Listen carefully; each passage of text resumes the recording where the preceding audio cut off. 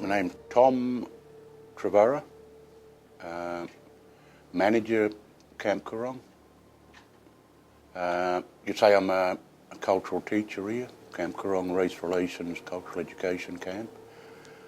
I was interviewed here earlier in this room, and the other camera team asked me about the young people that were doing film work here at Camp Coorong. I said, we have to come to terms with that.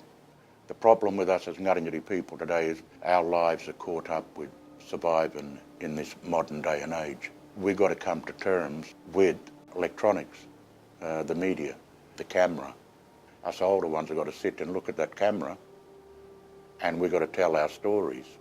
That's the way of maintaining our culture of who we are as Ngarrindjeri people, is we're not losing it. We're still teaching it, but we've got a different way of teaching it. My cultural activity is very important to me with the feather flower making. It feels so natural to me because I learnt it off my elders. That was so important to me. I may have wandered away for it for a few years, but you never ever forget your culture. You always come back to it, to teach the younger generation. That is my message out to the public, but us Narrindjeri, the Narrindjeris, to keep the culture going. It's with the children today. We can't take them out on our country now and show them what we grew up with, because it's not there. It's disappearing. Our lands and our waters is dying. Years ago they created all the open cut drains in the southeast of our country, which took away the water system. Here, in one of the driest states and one of the driest continents in the world, they have all this massive water flow going out to the Southern Ocean, which should be coming back into the southern lagoons of the Coorong and pushing out through the Murray mouth. The over-allocation of water up through the whole Murray system is just taking away any flush that we had from there. I could remember swimming at the end of the jetty, and we couldn't touch the bottom. Now it won't even go up to my ankles. These people who are holding back water so it can't flow, what about the human spirit? Your fellow man. Money has got to come second place somewhere along the line.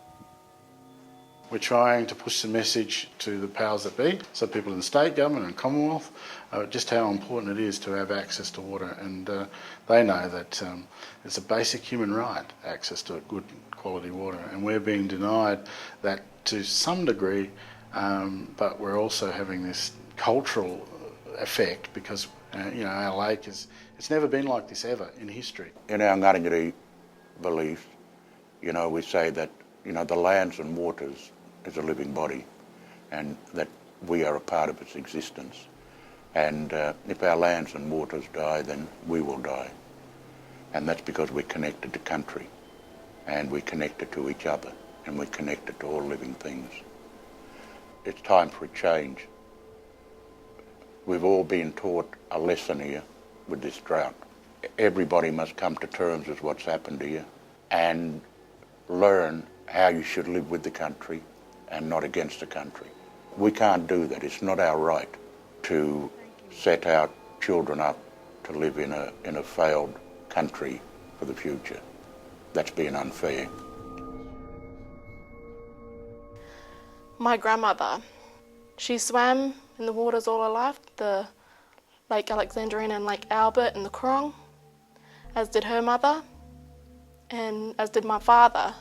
The memories that stick out the most were the ones, swimming in the lake, swimming in the Coorong, fishing.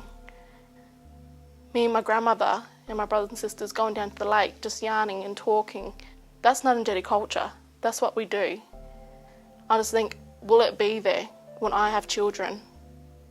I'm only 22. Will their children be able to do the same thing as I did with my grandmother? And it's very important because that's Narrindjeri culture. We have the ocean water, we have the Coorong water, we have the lake water, and we have the river. And we've always lived by the waters. We are water people. We are water spirits. I only have one country, and this is this country. And if that goes, I've got no other home. This is my home. Just to see that go, but